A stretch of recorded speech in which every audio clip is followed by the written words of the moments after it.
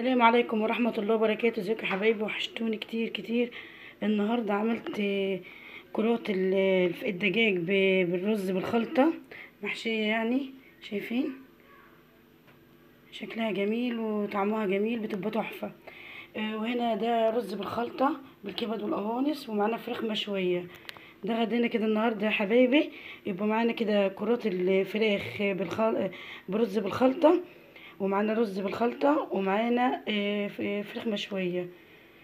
طبعا اتمنى انكم تدوها وتجربوها، طعمها تحفة.